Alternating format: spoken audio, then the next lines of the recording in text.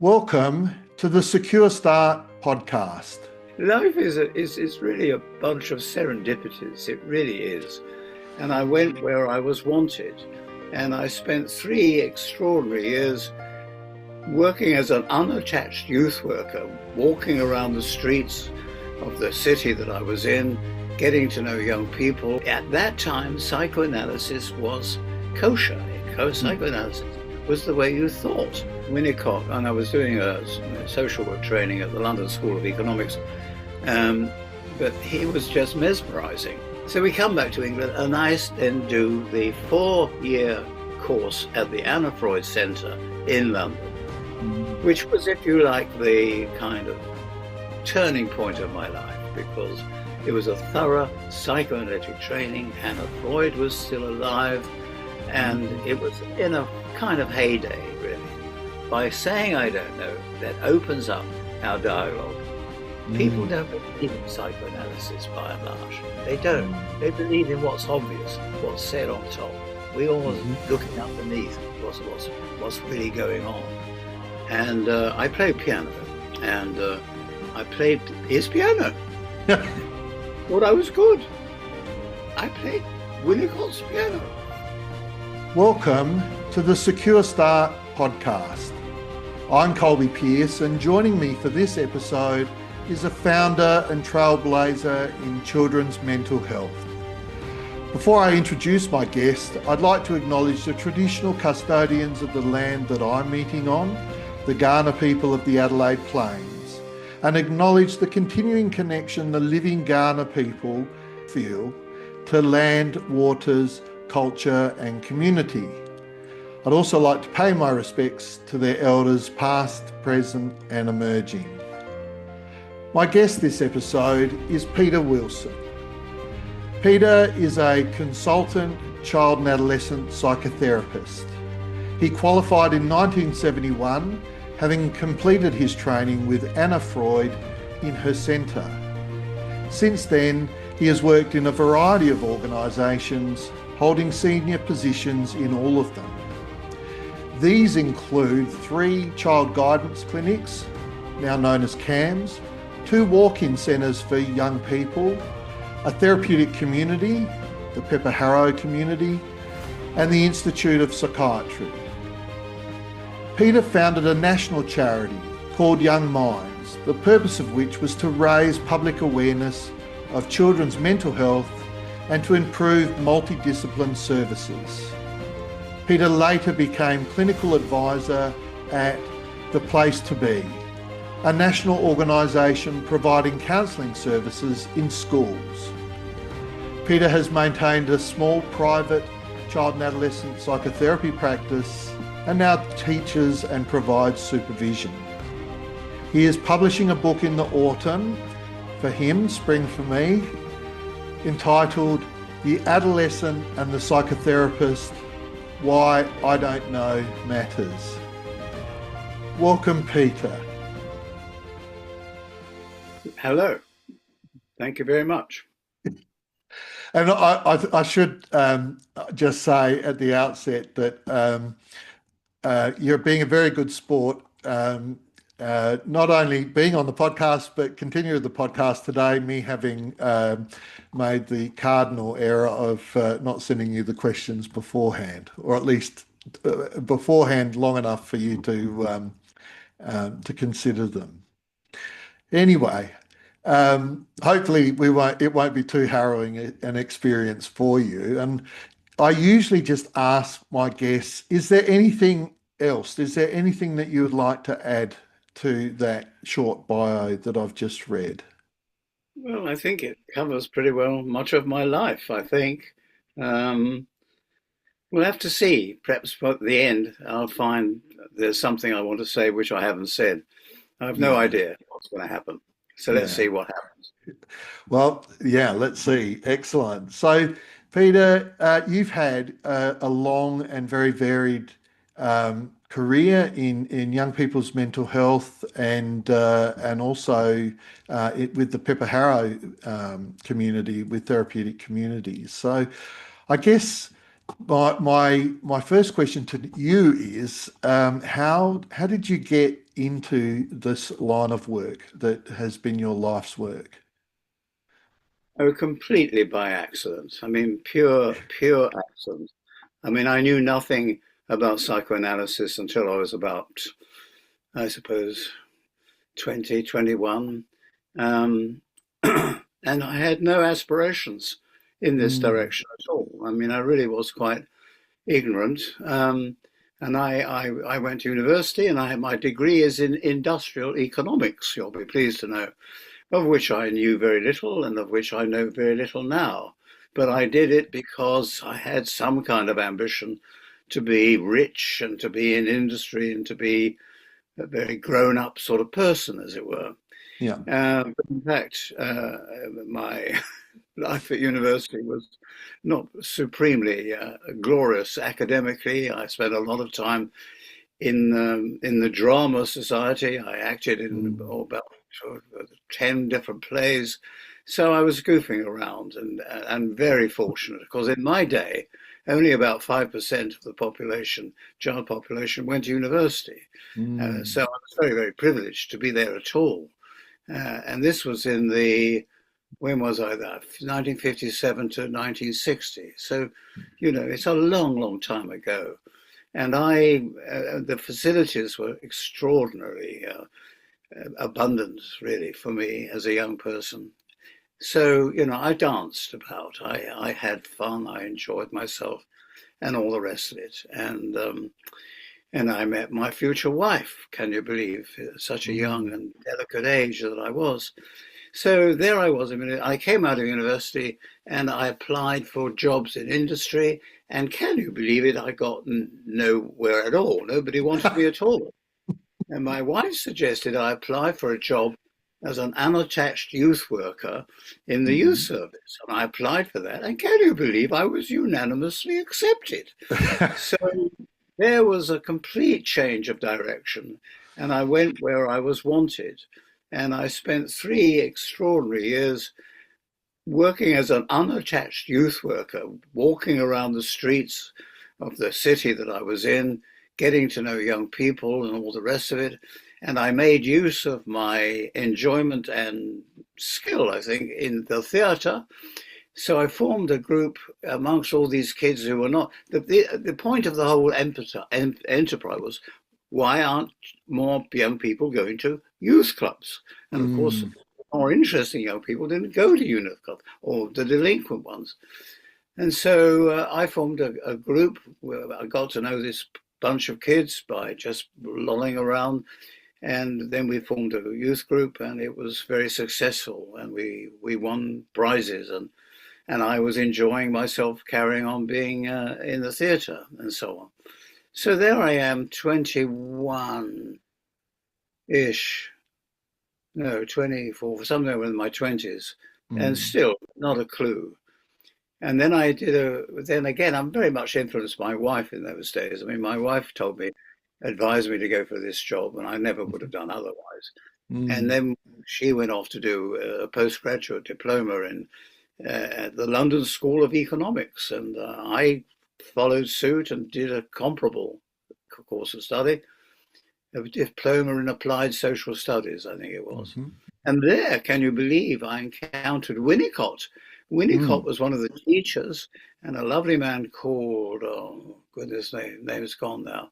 Anyway, there were psychoanalytically Mm. esteemed people on this course, which was absolute news to me. Finish that, and then where to next? And the true story is not probably the formal story, is that I needed to find Holly Golightly. In other words, I needed to find Audrey Hepburn, who was Mm. in Breakfast in Tiffany's with all those yellow cabs and all that beautiful. And I had a thing, having been brought up on American movies, Mm. I had to go to America to find Holly Golightly. It was total fantasy. My wife has a different story, but that's my story.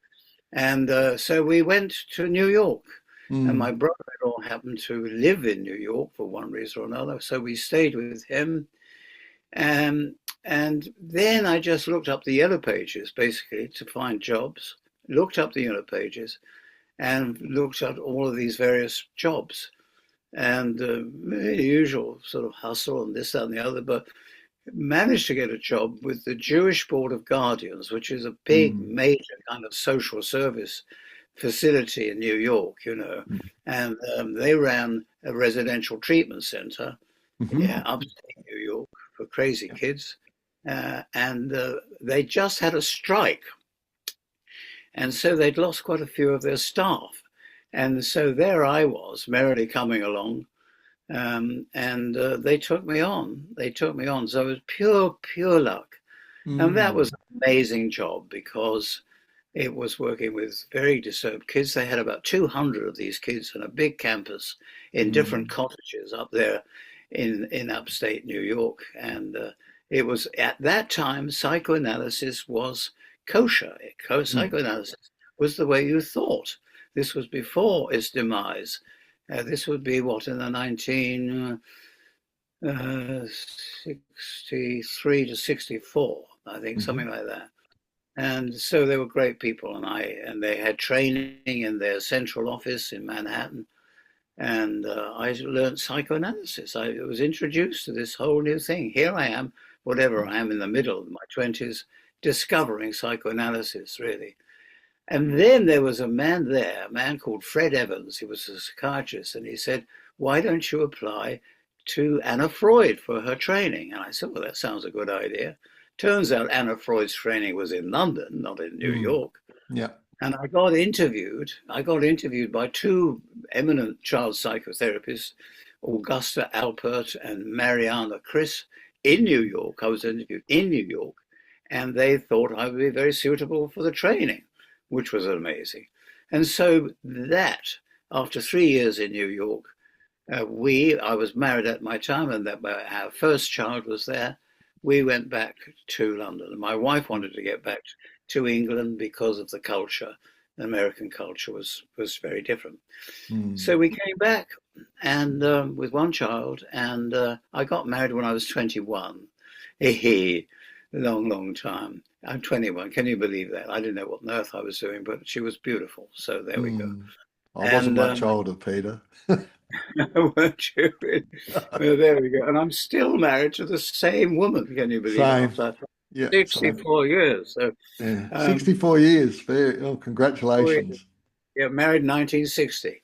I Yeah. went up to university. So we come back to England, and I then do the 4-year course at the Anna Freud Centre in London, Mm. which was, if you like, the kind of turning point of my life because it was a thorough psychoanalytic training. Anna Freud was still alive, and Mm. it was in a kind of heyday, really.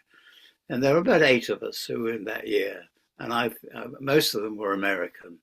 Mm. So here I am now, I'm a child and adolescent psychoanalyst, Mm. and I qualified in 1971, as you put, and then I waded off into the world. So that's how I came to be what I am, actually. Yeah. I mean, it's a total hit and miss story, but they're the best stories, really. I mean, some people at the age of 5 say, "I'm going to be an accountant or I'm going to be a lawyer." I had Mm. no idea what I was going to be. But I think that's I what was, I became and have become ever since. yes, yeah. Over 50 years in this business. Mm. Wow, that's There you go. That's it. extraordinary. Yeah. That's an extraordinary story. And in fact, Peter, um, not uncommon amongst my guests on this podcast. So they will say something very similar Yeah. about accidents, getting into it by accidents, and economics as well. Extraordinary. I think there's been at least a couple of people who've come in from a more an economics background into this Mm. space. One of my guests was a fellow by the name of Graham Kerridge, and he was interested in he'd also studied economics, was interested in human capital, and got a job at the Cotswold community. Mm. Yeah, and he's an Australian. He has moved backwards and forwards. In fact, he's eventually ended up in health management and has worked all across the world in that area. But economics. I'm trying to think if John Whitwell, who also was from the Cotswold community, might have Indeed. mentioned economics. Yeah, Yeah, yeah, yeah. yeah. So there you go. It's all these maths people get into psychotherapy.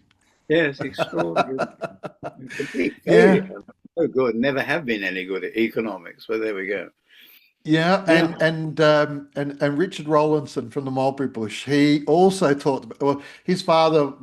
He talked about maths. We had some interesting little backwards and yeah, forwards about maths on his conversation. But anyway, you're in there. The group of you are good company in both having something of a maths background and also describing how you got into the work as yeah. being as if by accident.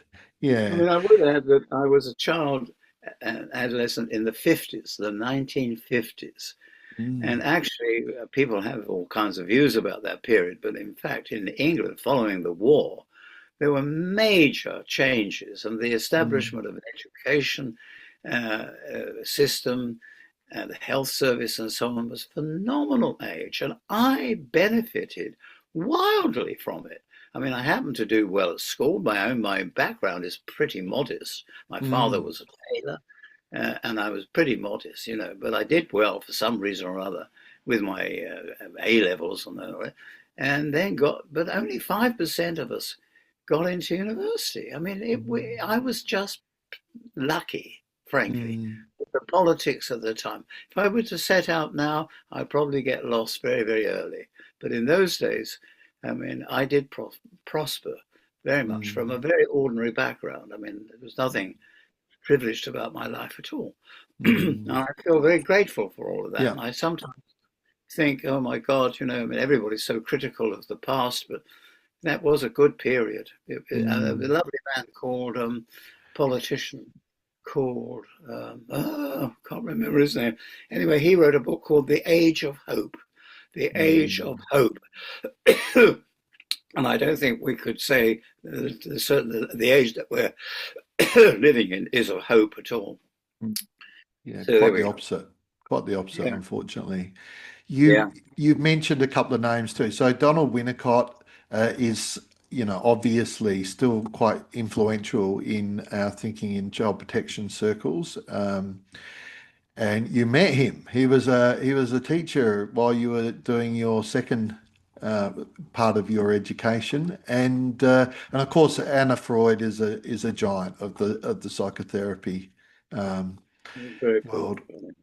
Winnicott, and I was doing a social work training at the London School of Economics, but he was just mesmerizing. I mean, I was totally ignorant, and this man comes on and doesn't talk in a particularly eloquent way, but he drew a diagram of two circles and called one a bad breast and another one a good breast, and he talked about these circles on the board, and I really didn't know what he was on about. But also, the little bit I like to say, that he and his wife Claire invited us students to his home Mm. in a rather posh part of London. And I played piano, and I played his piano. Thought I was good. I played Winnicott's piano. I wasn't very good in those days, but he thought he was very nice about it anyway. So, I did quite know him. And well, he's been such a presence in my life in all kinds of ways. And, he writes so well, although at times you haven't got a clue what he's on about, but at times he does write very well. And those phrases like the good enough mother and the transitional space and psychotherapy is two people playing with each other. I mean, all those kind of ideas Yes. just resonate. It was a remarkable man, frankly, and So, we lack anybody of that significance these days, I'm afraid. Yeah. it was and his ideas have definitely stood the test of time. Yeah. I just thought of a title for your next book, Peter. Oh, yes. Yeah, Winnicott's Piano. Yeah. Winnicott. That would be nice, wouldn't it? Yeah. I had these moments of inspiration, and then you spent 4 years at Anna Freud Centre, Yes, and yes, she was still alive at that time. Tell us a yes. little bit about that experience. Okay, well, first, I need to say that I was green, young, and very beautiful in those days. Mm, And she was, well, she was not a pompous woman. She was not a Melanie Klein, frankly. She was very mm, different from Melanie Klein, rather modest woman. But I looked upon her in awe, really. Uh, mm, and uh, and well, it was such a thorough training in psychoanalysis. I mean, we were required to read Freud, and there was the theory group, and it was all looking at Freud in some detail, which mm, I still benefit from actually. The stuff I learned when reading Freud, we all took concepts. I took the concept of resistance, I took the concepts of identification, and you read Freud all through on those concepts. That was mm, terrific. Anna Freud's metapsychological profile, meaning a profile of a diagnostic profile, which looks at all the various aspects of a child's personality. That was part of the breathing school, the diagnostic group, and we would do. I mean, looking at the complexity of a child's mm. growth, that was what she was on about, and she's written it in the book called Normality and Pathology in Childhood, and it's there if you want to find out about it. And then Mm. I actually became a consultant, which is a rather absurd term, but I was called the consultant to the nursery school, because in the centre there was a nursery school as part of the centre. Mm. And it was his finance for socio-economically deprived backgrounds. So there was a nursery school, and Anna Freud loved the nursery school. She just loved children. She just was a very a very modest person, really. And I was somehow the consultant. And I used to go down there and be part of the scene. Every Thursday afternoon, 2 o'clock, there was be a meeting to discuss the children. And Mm. that was really, that was very, because we all knew the children. Yeah. And there were Yeah. some who were very problematic and some who were very flourishing at such a young Mm. age. And Americans who would come to these meetings, and the Americans loved to come and sit at the feet of Anna Freud. And there's some funny stories about that, but I won't go into those. Anyway, so and then we had three cases. So 5 times a week, I saw an adolescent and a latency child. The under five, I didn't really hit it off with, and I don't think the child Mm. or the mother understood what on earth I was doing. That didn't work Mm. out very well. I'm not very good at that. But the other two children, and we would write weekly reports of what had happened, and that would be reviewed and discussed and so on. So it was a phenomenal training. It was not Mm. the most perfect training. It No. was not, there were things that didn't not happen, but by and large, it was a psychoanalytic training, and Mm. it was my turning point. Really, it Mm. just sort of shaped me. I was now a child and adolescent psychotherapist an analyst, but psychotherapy, and that's what Mm. I was. And I sailed Mm. off into the world being one, and have been one. Can you believe, all my life? Yeah. Yeah, Yeah. It's definitely a vocation, I think, and it is. being Yeah, one myself. Yeah. yeah, If I heard you correctly, you said 5 times a week you were seeing the young yeah, people. yeah, yeah. Five That was times. yeah, that That would was make there. you over what sort of period, Peter? Like how long would you see them at that frequency? 2 to 3 years, two to For, three years. yeah. Yeah. And how were endings managed in with when you've had such a significant amount of involvement in a young person's life? Yeah. That's a naughty question because I don't think endings are ever properly No. discussed, really.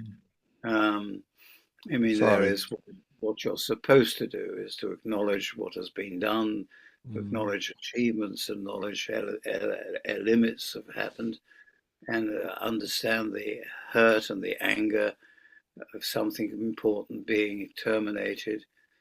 I mean, mm, you ought to all do all of that. Um, uh, Truth is, probably didn't do it as well as I should have done, really.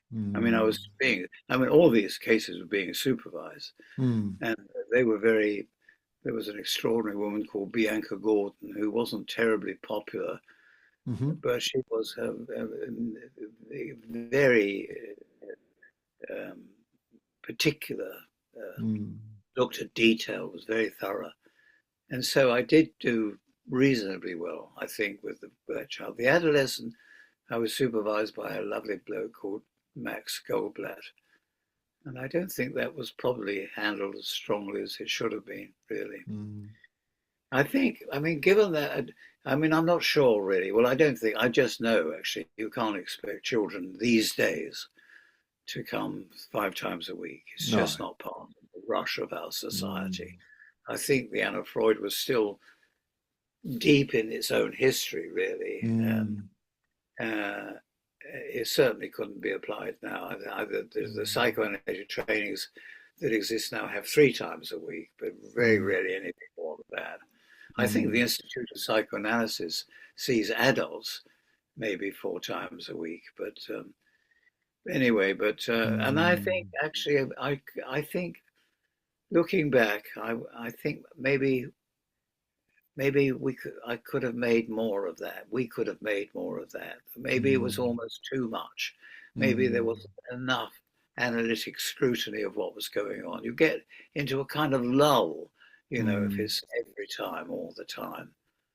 So I mm, look back with some kind of reservations about it. mm, And I mean, I know that Peter Fonagy and mhm, his, oh, God, her name, um, uh, anyway, he and his co-worker looked in detail at the work that we had done, mhm, all the cases, all the weekly reports, and I think he could see that there were limitations.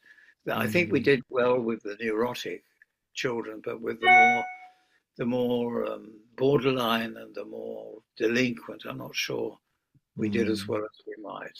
And I think it left Fonagy with a certain sort of questioning about that kind of mm, training, that kind of, and of course he has gone ahead now and sort of spearheaded training, which is virtually non-athletic as far as I can see. Anyway, we mm. won't go into that, but yeah, but for me, it was an extraordinary experience. It really Yeah. was. It really was. Apologies for the question. I think endings come into my work quite a lot as well, and you can probably tell from uh, no, it's that way from the book title just next to my shoulder. I mean, I'm very Yeah, interested in Bowlby's attachment theory and work very yeah, much in yeah, consideration of that. I don't see yeah. children. I don't see children more than once a week, but I have seen some children weekly, probably more ordinarily fortnightly, working in a context with young people who come from relational trauma backgrounds and relational disadvantage, and working with them for a long time. Yeah, working for them and I think we become significant parts of their life growing Yes, up, yeah, yeah. and so the question of endings and therapeutic endings is quite a vexed one. Well, do you know of any relationship that ends well? That's actually a very important point, I think. Yeah, I often think that so for example, I observe couples, I don't work with couples who divorce, um, but I've observed people in my circle who have divorced and observed that they um, considered that their life would be better away from their partner, and even in circumstances where they disliked their spouse quite a lot. I've observed their life. They definitely go through a period of struggle, and things do go downhill after that. Because even if you don't like someone, there's still been a significant part of your life, a significant connection. So yeah, I think you're right. It's very Endings, difficult to end well, isn't it, really? yeah, You know, good ending people talk about, and I wonder where it is, yeah. really. Maybe Um, that's another book. I don't mind writing books either. Actually, I haven't written one for a while. I've been well, thinking of. that's how many you have written. I mean, that's really quite something. Oh, Yeah. I've only written these two, but the attachment book, I refer to that as two books because it's two editions. And when I came to update the first edition, I liked it so little that I attempted to rewrite it Oh, completely. really? And it is very different from the first edition. But my Really? publisher asked me to respectfully put stuff back in from the first book. So yeah, so that's what happened, and I haven't written anything now for a decade. Oh, really? I should write something again. I've got lots of ideas and little time. Yeah. It's not easy writing. It's not easy, is it? Well, I don't find it easy at all. Mm, The only consolation is that people think that I'm easy to read, that I'm, mm, you know, and that pleases me. But trying to get it to be like, I mean, I can only write stuff that I understand myself. mm. You know, a lot of stuff I read, I don't understand. I don't know what they're talking about. I'm not sure they know what they're talking about. But anyway. I went through a Nietzsche stage, reading Nietzsche's books, and Did you really? I Wow. did. And and I took a nugget out of, I took a few nuggets out of them, each of them. And yeah, when you're reading Nietzsche, when I was reading Nietzsche, I think yeah, I probably understood about 5%, particularly as it went on. I think the last of his books that very close to the end, he wrote Thus Spake Zarathustra. And I loved that book. But he was actually quite unwell when he wrote that book. And yeah, so it's quite a challenging book. But so's Dostoevsky as well, and Notes from the Underground, very short book, only about 70 or so pages, but goodness gracious, is that hard to read. And what was Yeah. that? What was that? What was that book? It's Fyodor Dostoevsky's book, Yeah, Notes yeah, from the Underground. Yeah, yeah. yeah. I similarly have a reputation for being easy to read. And I just say to people, well, I'm just a simple man with a simple message. Yeah. I don't like and not like you. If I don't understand it, I won't write it. No, So exactly. Exactly. yeah, Same as me. Absolutely. I mean, yeah. I've read quite a lot of Freud, and he's not at all easy to read No, he's sometimes. not. He really Yeah, isn't. yeah. Um, so, yeah. I tried to read Well, Interpreting Dreams a few years ago, did you really? and I gave And, up. I did much to my chagrin. I confess I gave up. I'll have well, another that's go another time. 600 pages. And that's an awful lot. Peter, yeah, like I said, there's loads I could speak to you about. I You founded you founded Young Minds in the UK there. I knew about Young Minds, I think because I had come across it at a time when there had been some reviews of probably the first edition of my attachment book that was associated in some ways with the Young Minds activities. But tell us a little bit about Young Minds and how you came to found it and what was its work. Well, it happened in the middle of my life. I think I was in my very early 50s Mm, when I got involved with it. Well, it was quite a leading light. Um, and what can I say about it? I mean, I had been practicing in the health service and you're very aware of poor resources and people didn't really understand what it was all about. And it was called the interclinic conferences. Um, in England at that time, where are we now? When in my 40s, I can't remember where I'd be now. Um, there was a lot of concern about child guidance clinics and them being properly managed and who was managing them, and was it the psychiatrists who were the managers, or was it other people? But the bottom line was that there was really very inadequate resources and very limited knowledge of what they did. And so a group of us thought, something needs to be done. We need to make more of an effort. And at that time, I belonged to a funny little group called the Child Guidance Trust. And it was spearheaded by a lovely lady called Robina Addis, who was a rather posh lady who in the 20s, with her friends, I think they were called the Mayflower Ladies, and they went over to America. And Alfred Adler, who was one of Freud's early departures, had set up child guidance clinics over there. And they learned that and they brought it back. And so they started the child guidance movement in the 20s and 30s. Then the war came, but then in the 50s and the 60s, they really blossomed. And I think there was something like 300 or so child guidance clinics in the country. And so, and that was the body that kept coming together and saying, we need to have more influence than we do. So a long story, a couple of us did it. We started to approach the Department of Health, and then it's just life is really a bunch of serendipities. It really is. But for some extraordinary reason, I got to know the man in the Department of Health, whose responsibility was to, oversee expenditure or something like that. And he turned out to be an interesting man, who was in analysis himself. I mean, can you believe it? Civil servant in analysis? And he lived in the suburbs, and every time he came into London, he was looking at all these young people, and an awful lot of them looked pretty hopeless and miserable and disheveled and unhappy. And he said, what is the department doing about these people?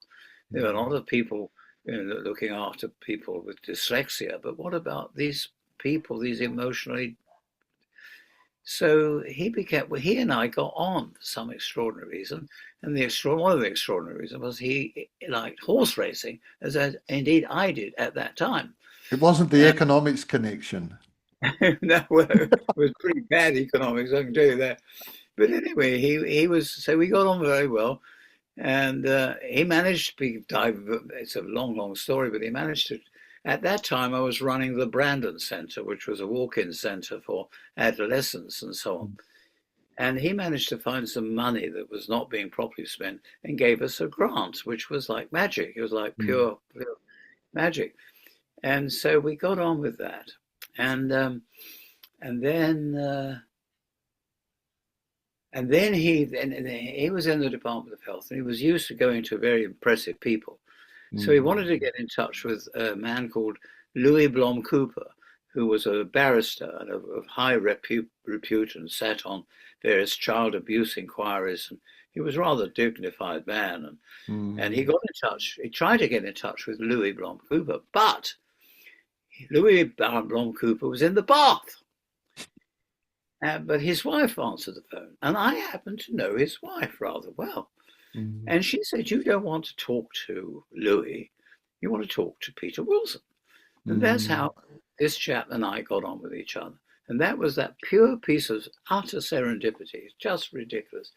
And then on the back, he said, well, it's all very well you running this centre in the middle of London, but what about all these young people? What are we going to do with that? So with his support, he managed to get some money together to actually fund the beginning of Young Minds. Enough money to pay for my salary, an information officer, and a PA for me. £150,000 or something. And because of that, that's how Young Minds happened. And I became the director. And it was a really important cause. Two things: raise awareness of children's mental health and improve multidisciplinary services for them throughout the lab. They were the two main things. Because at that time, if you talked about children's mental health, people thought, what are you saying? They're all crazy? They're all schizophrenic? What the hell are you talking about? So we had to define what we meant by mental health. And then, so I built the organization up, and I was there for, I don't know, 10 or 11 years or something like that in my 50s. And we built it up, and we had a budget of about 2 million, I think, by the end of it. And we organized a consultancy service that went across different parts of the country and looked at the way different departments are organizing comprehensive services. Children's mental health was not just the business of psychiatry or psychotherapists, it was the business of everybody in the voluntary sector. And there were some very good reports. It was a good period. This was in the 90s and the early part of this century. And so that's how that happened. And it was going very well indeed. But then there was this, whatever it was, a bank crisis or something. Suddenly everything was in crisis because of all these dodgy loans in America or whatever it was. Yeah. And everything tightened up. Everything tightened up. And as a result of that, things have not gone very well since. I can talk about that later on, but that's what Young Minds was. And it was very alive. And I had about 30 staff. And it was terrific, actually. It was but it took a hell of a lot out of me, I must say. You know, I worked really long hours. I worried about money all the time. Get to Christmas and the financial year is March and you can see an almost deficit. Where you're going to get the money from? I mean, it was, and I went all over the country talking and this, that, and the other. I did work terribly hard. And it was good. And actually, we ran a parent information service and parents ringing up about their kids, and that was very well. It was going very well. I was very pleased with it. But then I got to 65. I was 65 or coming up to it, and I thought I'd done enough, and I was pretty exhausted actually. And I was ready to retire. You know, carpet slippers in front of the fire, dozing off forever and ever. But then an extraordinary woman called Benita Refson, who ran an organization called The Place to Be that puts counseling into schools nationally, came and said, would I be a clinical advisor to her organization? And I couldn't resist it, really. And so I did that for several years afterwards. But everything is all by chance, really. It really is by chance. Young Minds. Yeah, I feel very proud of it. I'm rather sad that I think all of his efforts have pretty well come to nothing as a result of recent political events in this country. But we'll come to that later on, if so be. Yeah. So and you were a consultant, I think, at Pepper Harrow too, or you were involved in Pepper Harrow? Yes, there was one frenetic period in my life, and I'm not entirely sure I'm proud of it. I was working in 6 different places during the course of every week. Omnipotence, madness, but that's what I was doing. And Pepper Harrow was another extraordinary thing. It's a therapeutic community in a big house in the country with about, when I first, it was 50 kids first of all, now it's 30 kids, and a staff of about 30 or something of that kind. And that was an amazing experience. I mean, really, really disturbed, crazy kids, very delinquent, some borderline. And it was a therapeutic community. So, you know, every morning there would be a community meeting, everybody, all the staff, all the kids come together in this big meeting. And the staff were bright, young people by and large, not necessarily trained in mental health. They were basically teachers, but they had an awareness. It was a psychoanalytically informed community. And so the staff operated both as teachers and as therapists. It was a whole kind of integrated idea. Yeah. And it was an amazing place. And the man who ran it had a certain kind of extraordinary charisma. He was a little guy, but very, very determined, and he led it with a kind of passion. was extraordinary. The dining room was designed so that all the tables were breast-like in shape, and the children had every lovely feel that they wanted. I mean, it was an amazing place. It closed because, and I was the consultant there. My basic job was being a consultant to the staff to help them deal with the pressure of it all. But of course, I was in the community and I was known and so on. So that was incredible. That was Pepper Harrow.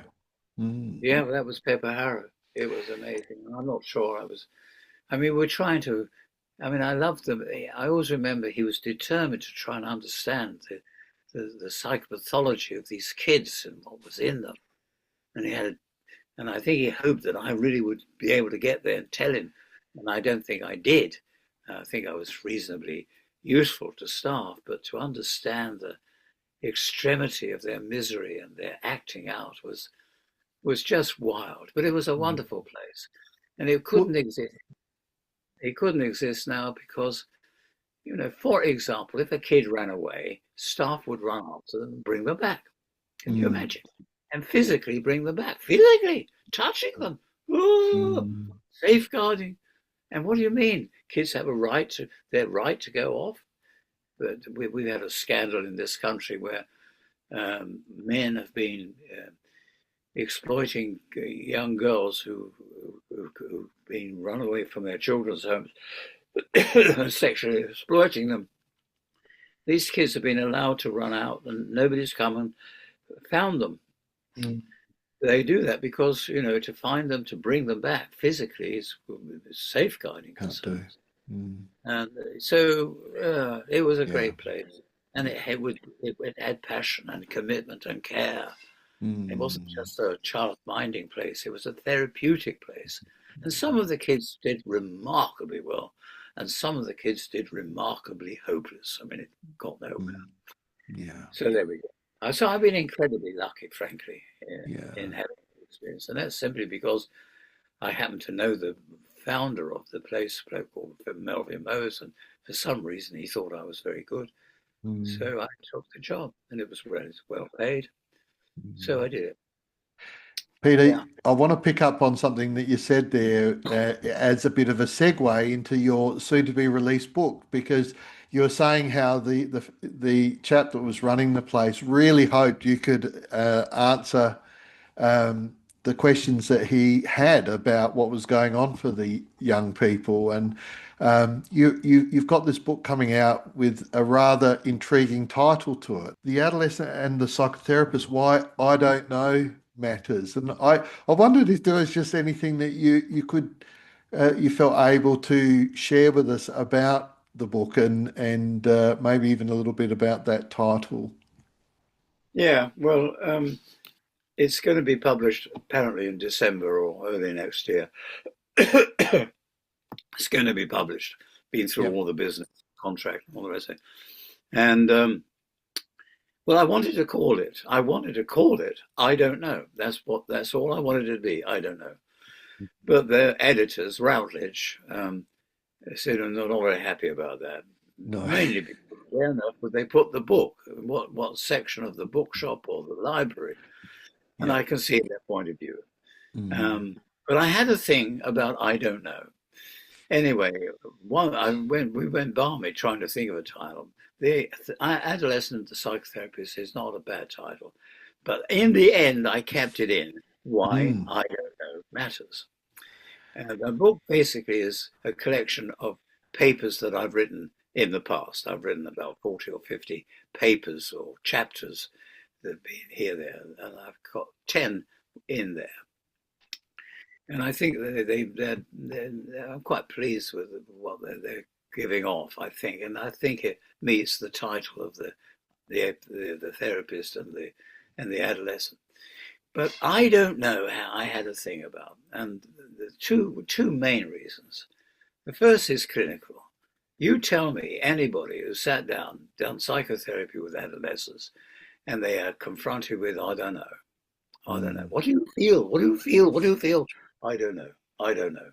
And I think as therapists, we become rather cross I'm here to know, and you're saying you don't know. That's resistance, resistance. Whereas in fact, it's much more than that. It's much more uncertainty about what they feel anyway. They're not sure whether they should say or not say. Are they being disloyal to their parents to talk about this? I mean, there are all kinds of reasons behind I don't know.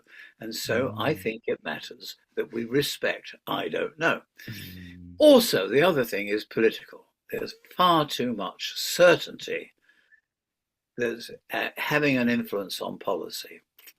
And it's my crack at the scientists. Now, I'm not anti-science or all the rest, wonderful things, but the science of psychotherapy, not so good, not so good, not so conclusive as they make it out to be, so that they think CBT is the treatment of choice. This is what evidence suggests. The evidence is not good. It's not good. It's a lie. They're lying about it, in my view. And so they are not saying, I don't know. If they said, I don't know, but so far this looks as if CBT can be helpful with certain patients for a certain type of plan, maybe, but they don't. It's either they know, and they've set up a whole kind of service delivery now, which is based on we know and we will do it this way. So I don't know matters, and the great virtue. If you and I mean, the paradox is I'm telling you what I think I know, but if we leave it and I say I know everything, then you haven't got a question to answer because I've known it all. By saying I don't know, that opens up our dialogue for something, and so I think there is a virtue, It is a virtue. Not knowing. And through not knowing, we discover.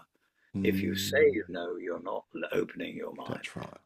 So that's what that book's all about. That's what I was hoping that you would say something along those lines. I remember John Whitwell talking about using I don't know, but as a way of opening up reflective thinking about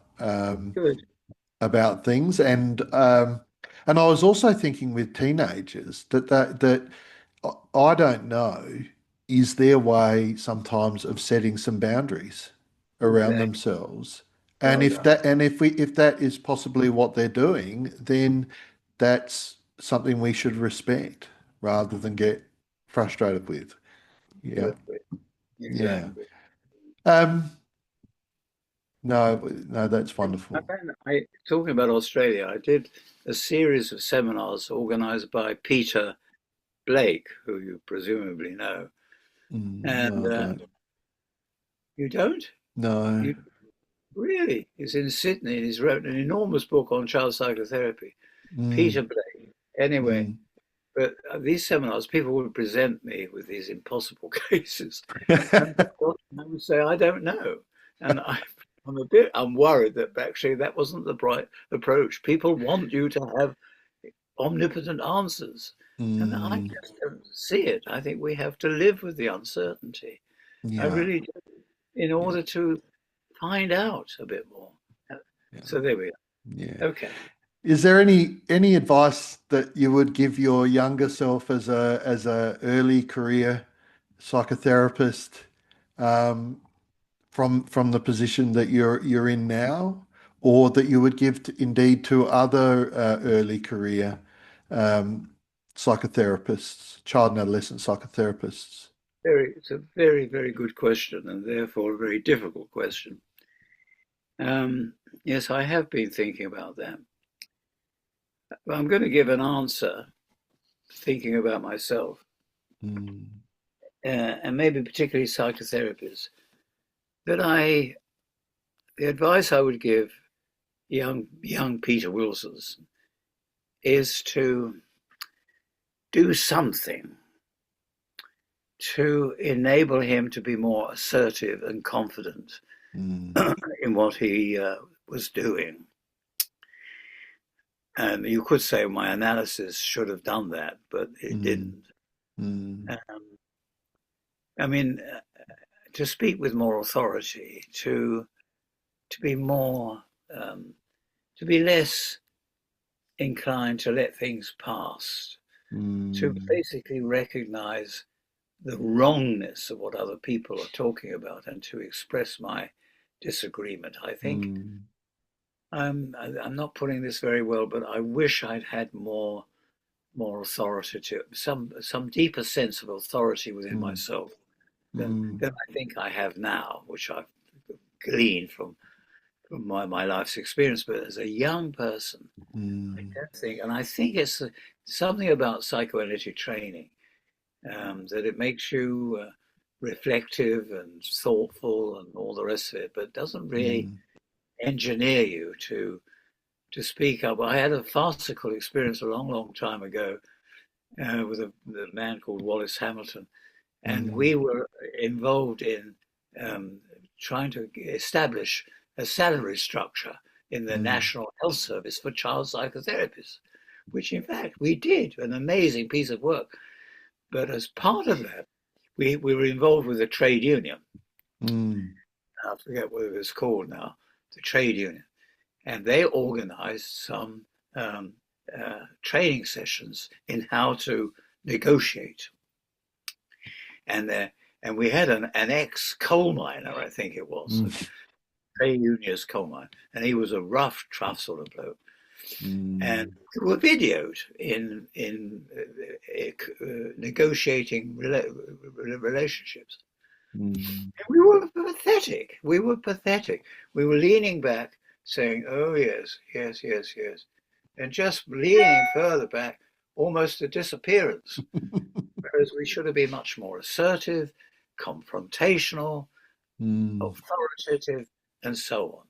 mm, And I really, I would, and I see. I mean, I don't have too much to do now with young child psychotherapists, but I encounter them every, and they're very nice young men, but they've mm. got no balls, if I can put it. They need a bit of punch, and they're also understanding. It's that balance between understanding and assertion. And so, Mm, and I think we do ourselves a great disservice as a child psychotherapy profession. The psychiatrists have sort of bred with it. They are the people who know about mm, mental health. They know mm, about mental illness, and the psychologists are very pushy and very mm, uptight, and so on. But the psychotherapists, I think, are a pushover, frankly. mm, And I wish I'd had greater authority. As a younger, but even at Young Minds, when I was pushing for child mental health, I found my psychoanalytic background, psychoanalytic understanding, was too understanding. People mm, don't believe in psychoanalysis by and large. They don't. They mm, believe in what's obvious, what's said on top. We always mhm. looking underneath what's really going on. But they don't get there. You need to operate at that kind of level.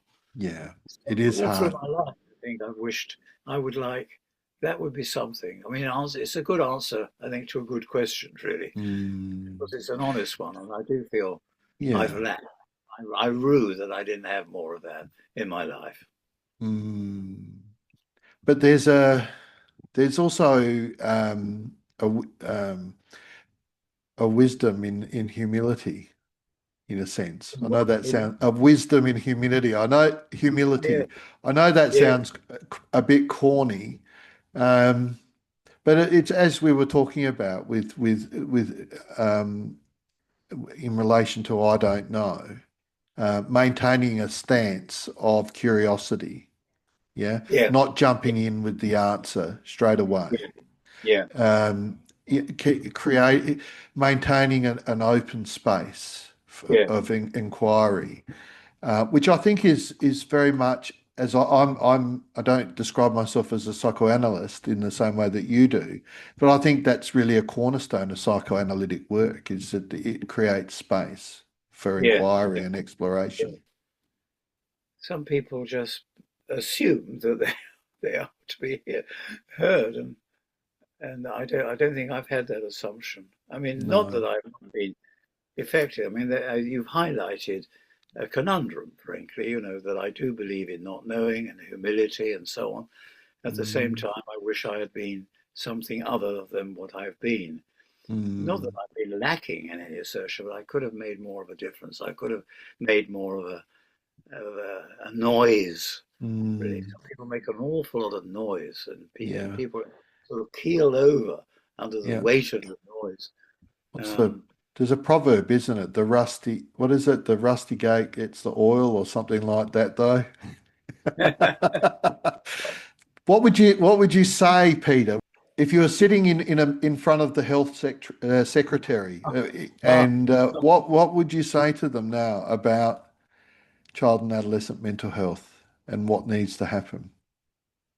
Well, it's a bit in my head at the moment because a very good article in the latest edition of the Journal of Child Psychotherapy.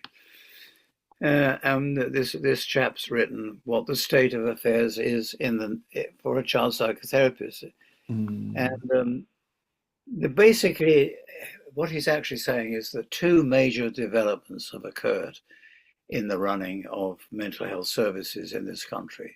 The one was the introduction of something called IAPT,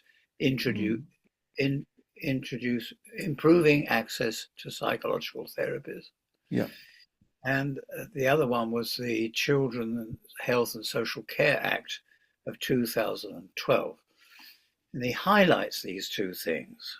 And the two strains which are so important. In the first, in IAPT, it's all about improving access and apparently improving treatment, but it bases the therapy on what is called NICE, the National Institute of Clinical Excellence. Look at very thoroughly at the end of that, and the evidence from that suggests, probably more powerfully points to, cognitive behavioral therapy, and that is the therapy that should be offered in all child and adolescent mental health services. It should be CBT, which is the predominant offer. And that is reinforced by this apparent evidence that it works. They're interested in outcomes. And there's a whole history about IAPT, that it was basically introduced by the Minister of Economics, funnily enough, whose father was again. He was very concerned that so many men were not going to work because they were depressed. So let's bring in a treatment which apparently works with depression. Get these poor buggers to work. And that was the raison d'etre. And it happened to be, he got a close relationship with a CBT specialist in the Maudsley Hospital, and so CBT was presented. And now it pervades everything. So as a child psychotherapist working in a health service, by and large in the CAMS, you won't see a referral as it comes in. CBT will be offered it, maybe 3 or 4 attempts before it's given to a child psychotherapist. And that's absolutely wrong. And the thing about all this evidence is that it doesn't really take into account the complexity of people's problems. It's just, it purports to deal with mild to moderate problems. Anybody can do that, really. To deal with the kind of real problems that we have in our society, you need much more. Yeah. So IAPT has entered into the realm. The other thing is this Health and Social Care Act, which actually is coming from a political view that people, we should be in businesses, we should be in competition with each other, we should be efficient, do outcomes, and we should compete with each other. We should, and I'm putting that as a broad side, it's a political view, but now being applied to. Now, that simply means everything is division, everything's divided. Yeah. People are fragmented. I have a kid. I'm working with a kid and somebody says, well, this kid's got a neurodevelopmental problem or something. So therefore the kid should go to that service, not be part of the service I'm doing. And anyway, so it's a long, long story and I'm full of it at the moment because it really pretty well renders irrelevant all the work that I did at Young Minds. I mean, they're very impressed that everybody has more awareness of child mental health, possibly, but I'm not sure that people understand what mental health is.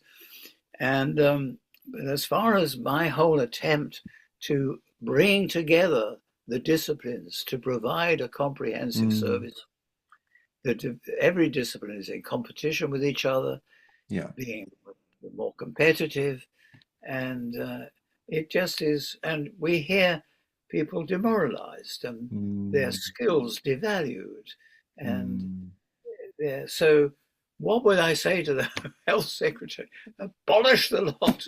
Yes. A weakness is CBT is attractive because it's quick, short term, and ding ding ding. Whereas our psychotherapy is longer, has to take longer, has to.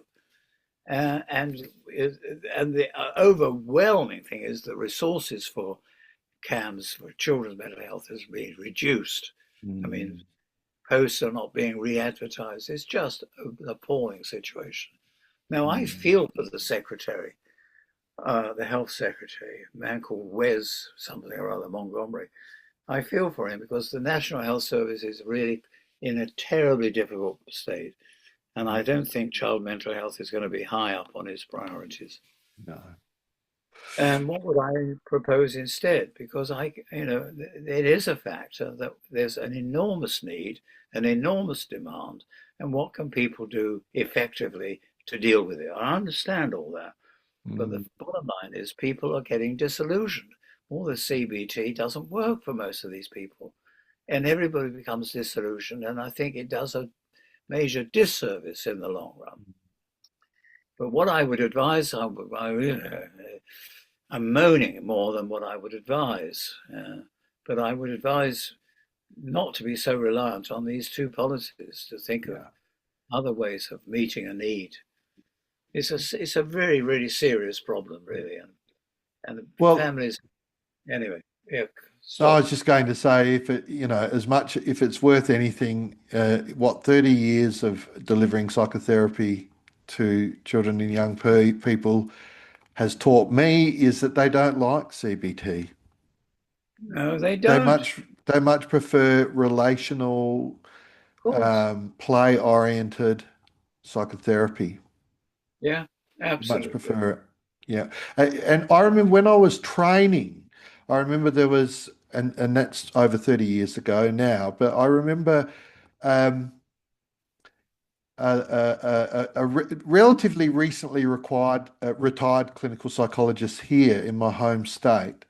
I remember her addressing our class and saying that all the CBT practitioners in our professions, there's all these people that advocate that for CBT and say that CBT is the answer, but when they themselves need a therapeutic service, they find someone who is much more person-centered, analytical. I've never forgotten that. Anyway, Peter, we've had a wonderful chat, and there's so much more. I've really enjoyed it, and there's so much more I could speak to you about. I wondered if there was any question that you'd like to ask me before we wrap up. I've asked you a lot of questions.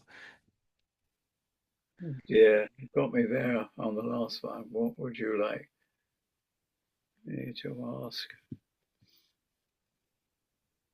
I think maybe, what do I mean by psychoanalysis? Because I always go on about it. And I think that's what am I talking about? I think I'm a psychoanalyst. You're asking me? Well, no, it's a question you should ask me, but you can ask. So it's a question what you could ask me, and I would have liked that would have been a difficult question for me, because there are two ways of thinking about it. The Institute of Psychoanalysis is basically the interpretation of the transference and the unconscious, and it's on the couch and you hold your position. For me, psychoanalysis is much more an alive business, looking at the sheer conflict and struggle and yearning and desires and frustrations and what it does to you and how it affects your mood. And it's everywhere. It's everywhere. It's not just on a couch. And that's what I mean by psychoanalysis.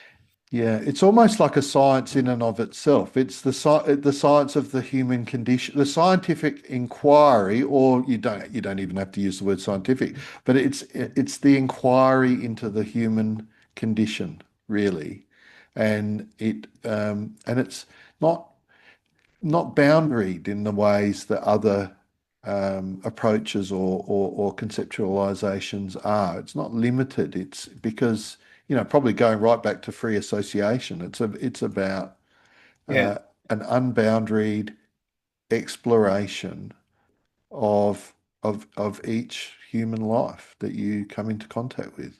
absolutely. Mm. Absolutely. Was your Peter, question, was your question, do I have a question of you? yeah, well, I say to I don't ask a lot of questions in the way I do therapy with children and young people, but if I do find myself asking them a lot, Yeah, I'll say to them, well, I've asked you a lot of questions. Is there yeah. a question you'd like to ask me? Hey, that's right. Yeah. Yeah, and usually I can Yes, that's almost predict. I don't want to say this with any certainty, but I can almost predict what they'll ask. The first things they ask is how old I am. And they're not satisfied with as old as my tongue, a little bit older than my teeth, which is what my grandmother used to always say. Um, for a long time I got away with telling them how old I was in months, and then a couple of kids started to work that out. So now I just do it in dog years. How old yeah. I am in dog years. Good question. My question would be, what are you learning from these interesting podcasts? Yeah. What are you going to distill from them? Maybe it's too soon, but that would be. It's such an interesting project you've got going here, I and I what are you going to learn from it? But you don't have to answer my question. But I will say one thing. I'll say a couple of things. One of those things is that I am learning a lot about a whole range of aspects of practice in um, I call the podcast really a podcast about child protection, out of home care, and related endeavours. So I'm learning things about, for example, like, how to run a a good child protection organisation. I'm picking up ideas because I'm speaking to people who've run them. But the thing that I would really that is really coming through for me is is the person, reflecting on the person in the role. Because I think for a lot of my career, I've been really trying to understand the person in front of me, and I think part of this is because psychoanalysis is less popular in Australia than it is in the UK and Europe. It still has standing there. And I've interviewed a lot of people from the UK and some from Europe. But what I'm getting out of it that I probably knew but didn't consider enough was the person in the role, if I can put it that way. very Yeah. good. Yeah, Mm. I like Yeah. Well, we'll finish on that point. As I said, Peter, thank you very much for agreeing to come on, and also for being a good sport about my faux pas of not giving you more prior notice about what questions I might ask. But yeah, thank you again, and good luck with the book. And I really hope that there might be an opportunity for us to speak again. I hope so. It's been very good meeting you. Yeah. And thank you for this podcast. Yeah, thank you.